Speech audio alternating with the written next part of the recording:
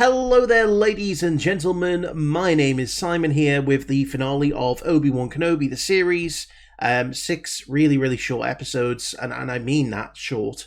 Even this finale is disappointingly short at 51 minutes, including intro, recap, and credits. I really just think there's a lot to pack into this final episode, and I just can't see them doing an amazing job of it in that amount of time.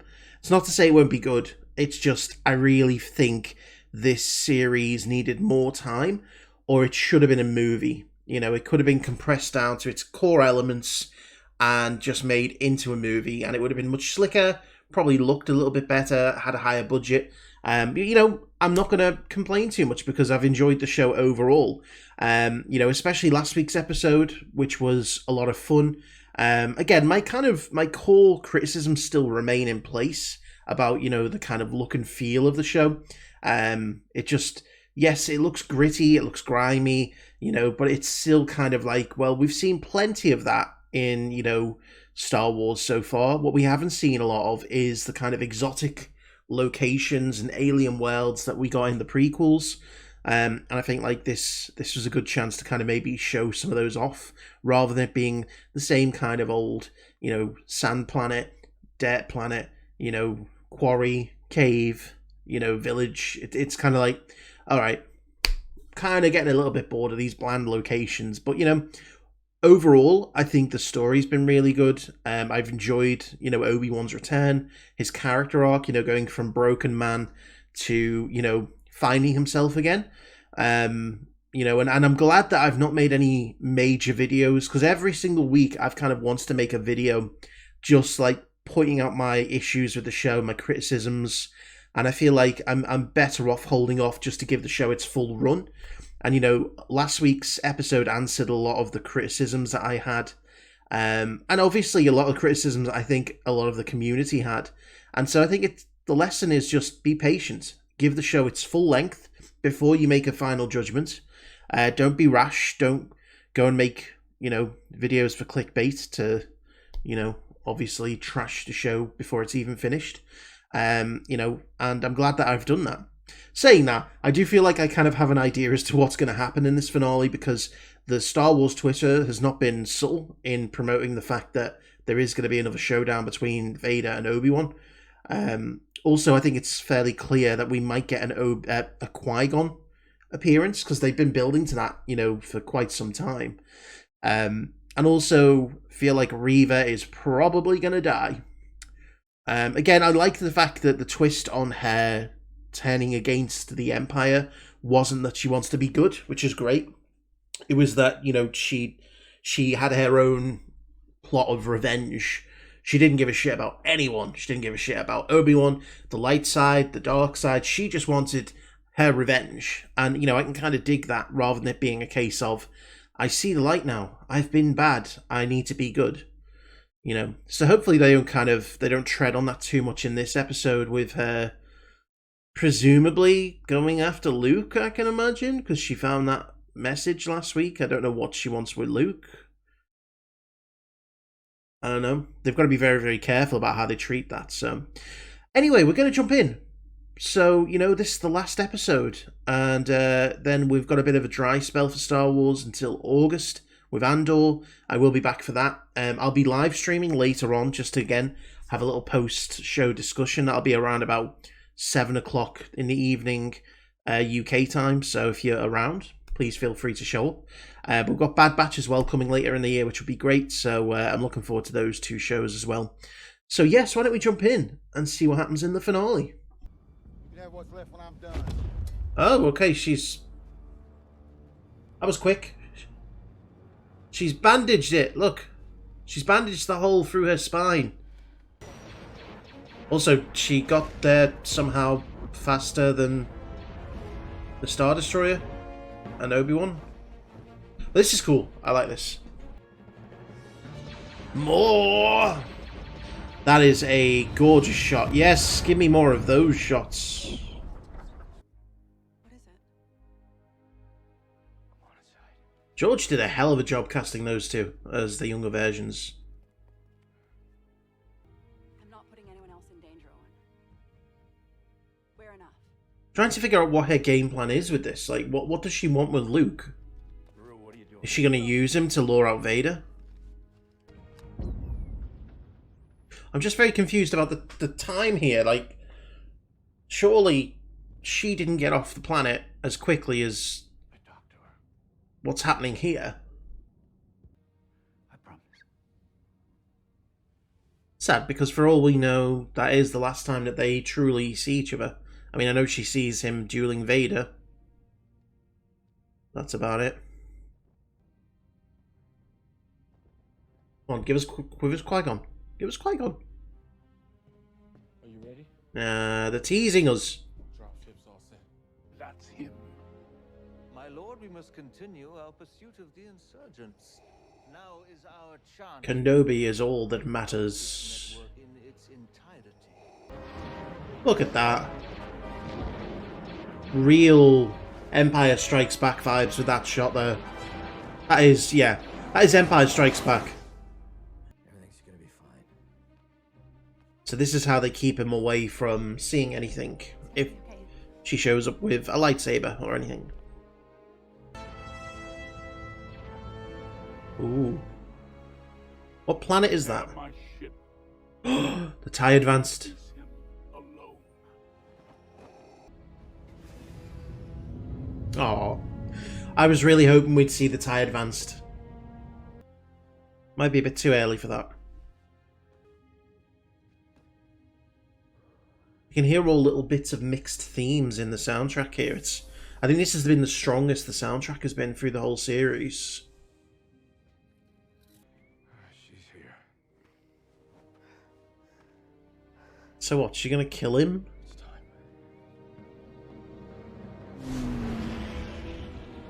I don't understand what Reva is doing. Oh. Okay. It's just no cat and mouse, just straight up. Here we are. I'll do what I must. I will do what I must, yeah. There we go, the classic pose. Shaky cam again. Fuck off with the shaky cam. Seriously.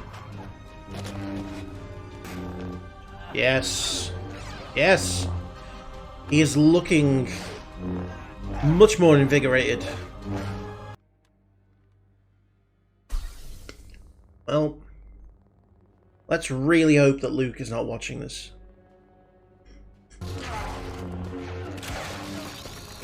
Vader's struggling, he's being pushed back. Slow roll. Slow roll. Yes, use the Force. Your strength has returned. And that is why you will always lose. Wow. Okay. He has the high ground now. Here, Obi-Wan. Have all the ground. The high ground, the low ground, the middle ground, the underground. Did you truly think that you could defeat me? He is my own. Aww. I like this for the fact that it actually makes me feel sad for Owen and Beru's death. Justice. I'm hoping Luke is not there. Okay. Now he has seen a lightsaber. Now I'm not so much on board with this. And he knows it's not the Tuskens. They had a really good out there. They had a really good out for like Luke not knowing exactly what was going on. And they kind of just went, run, Luke, run. Come on, where is he? Where's Qui-Gon? Maybe they've just been teasing about Qui-Gon this whole time. There you go. Nice. Oh, yes, Jesus. I am the way. He's going full on Jesus pose. I love it. She's trying to get her revenge on Vader's kids, even though they... Clearly not anything to do with him. Oh, fuck.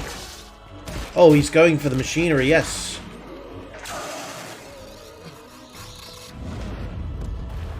Palpatine right now is like, oh, fuck, not again. Oh, there goes the mask. Oh, there he is. Oh, that shot. Anakin's gone. There's his voice. I'm what remains. I love that. That's an awesome, awesome job. I did. Yeah. That leads into the line in A New Hope. He was killed by The same way. Darth Vader. Destroy you. That's the Anakin rage coming through. Interesting fight. Yeah, I mean, definitely amazing. Like, I love the fight. Interesting end is what I should say. So, and this is where I'm just not understanding the timeline here. Obi-Wan is going to go and save Luke. So that means that Reva was able to get to Tatooine, recover from her injuries, all in the time it took Vader to chase down that ship. Oh, she's seeing a vision of herself. She is Anakin.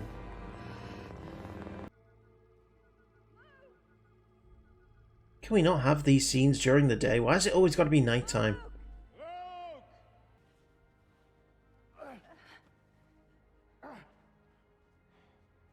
Surely, though, Reva has to die.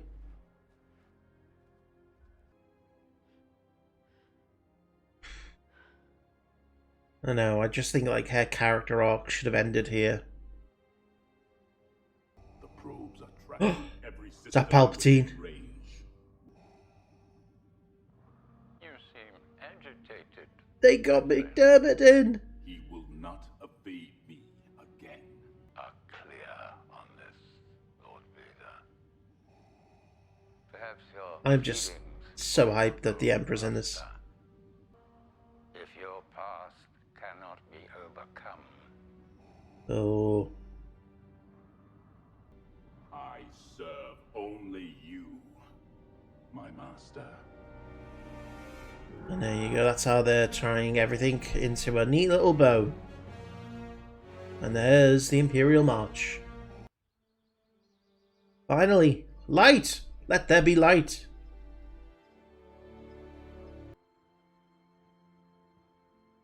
There he is. And Lola. Oh yeah, no, be excited for Lola. Lady from her droid. I'd be excited for Obi-Wan.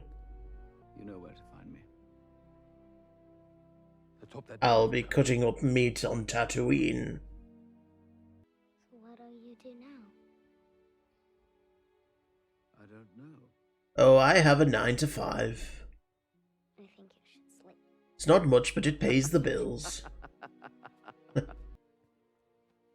I also need to build a hut. And fearless. Forthright. That comes from your father. And these are gifts from your father.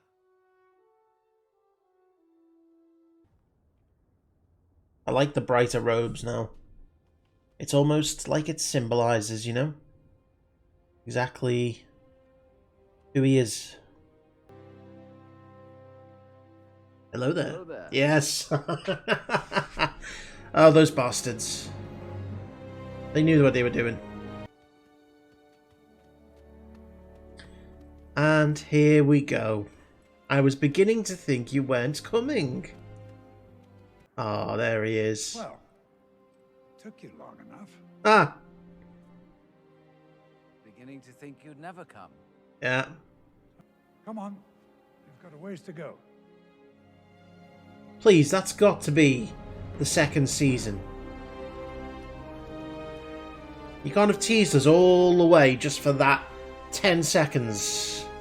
Okay, so I think this finale kind of really was the best and the worst of this show. It almost epitomized everything that I think is really good about the Obi-Wan series and everything that I really think is bad about the Obi-Wan series. Again, an enjoyable finale that kind of just about ties everything off that's happened.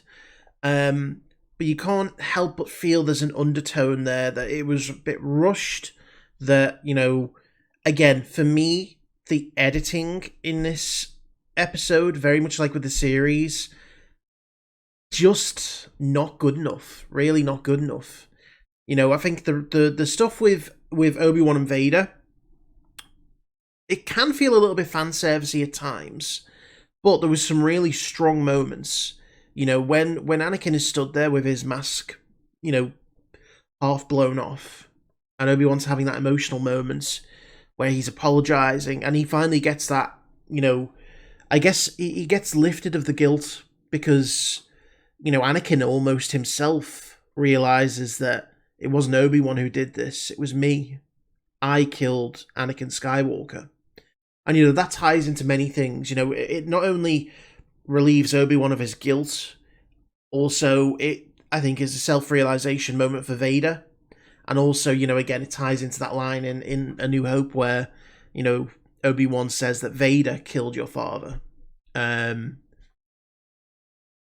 again, there are some moments that you're like, okay, this can feel a little bit fan-servicey. And again, the camera shake effect is really unnecessary. The Reva story... Now, I want to put it out there and say that I don't hate Reva as a character. I really don't. And Moses Ingram, I feel like, has done a really good job of what she's been given. But I think her story has just really kind of faltered. I appreciate what they're trying to do. They're trying to introduce this side character who's giving us the perspective of, what Anakin really has done in his time since, Revenge of the Sith. She is the epitome of what he made her. And at the end, she is not wanting to turn to the light. She wants just revenge. And I think, it is a better take on the usual bad guy becomes good guy. But ultimately, it is still the case of, it takes away, I think, at times from the main story. And it takes you out. Like, for example, whenever that was switching back and forward between, Reva and, the fight with Obi-Wan and Vader, it just kept pulling me out of the moments. Because all I could think was... there was two things on my mind at that point. I was thinking, my God, why are they both in complete darkness? Why does every dramatic moment in, not just this show, but in film and cinema and TV, why does every dramatic moment have to take place at night? It's like, it's either at night in the dark, or at night in the dark and in the rain. It's as though people just don't want us to see shit. Like, I'd much rather have that be in the daytime, where I can actually see stuff happening. You don't need to make the moment any more tense by having it in darkness.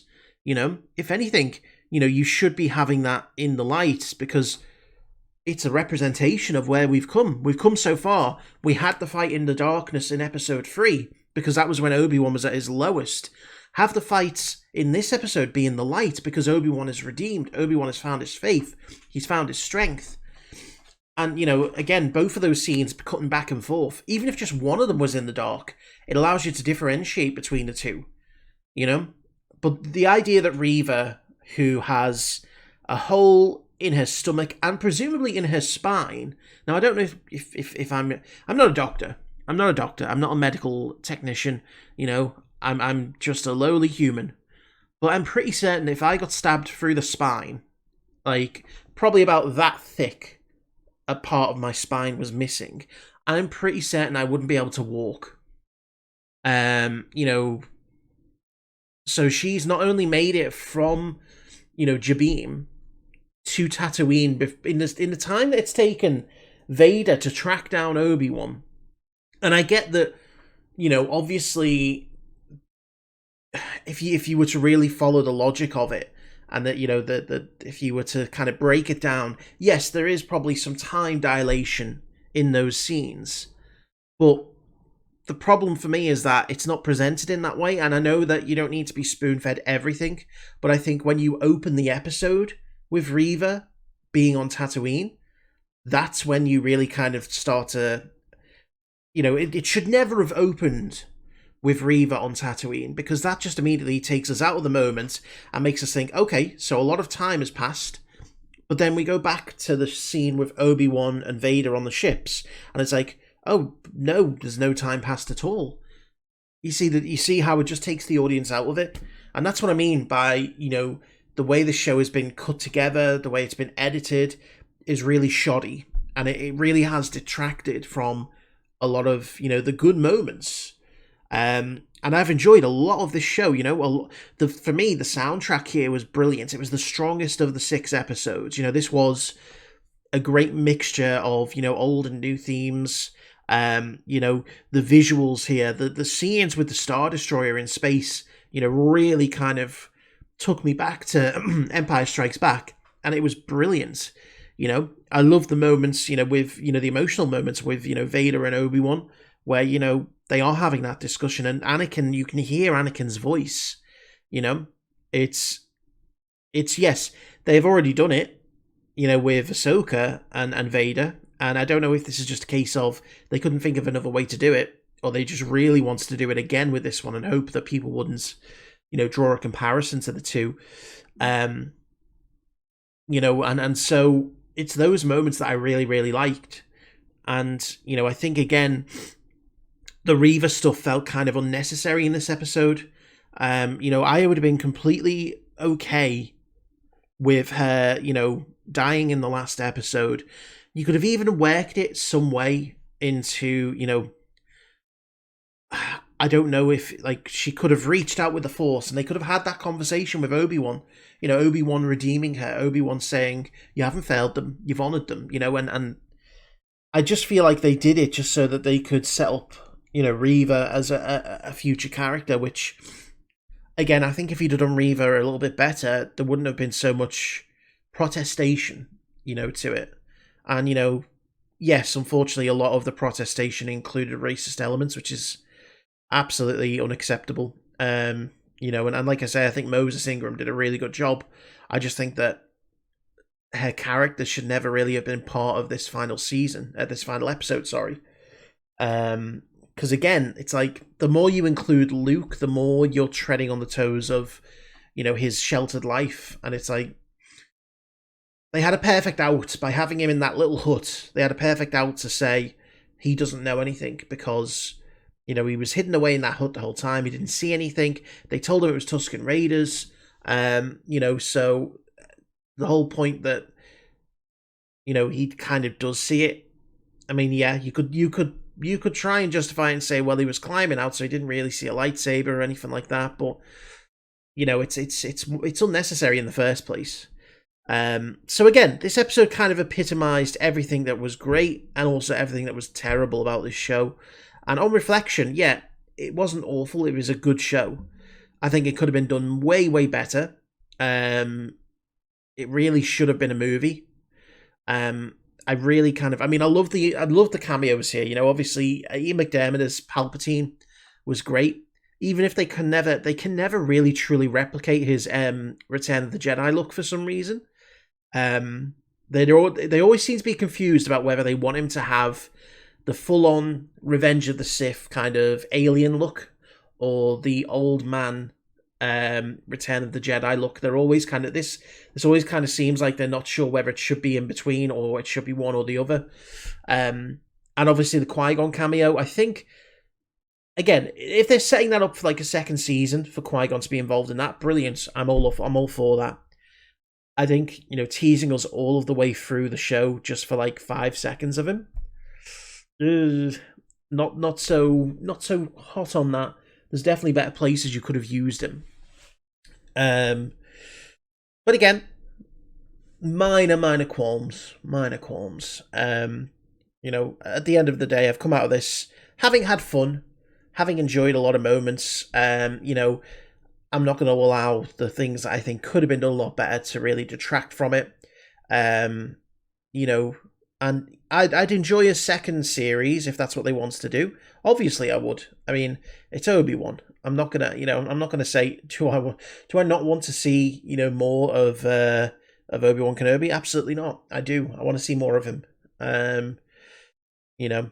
So, anyway, like I say, I'll go live later on today just to kind of run through this finale with everyone. But thank you all for watching. Hope you enjoyed it, and I'll see you for the next one.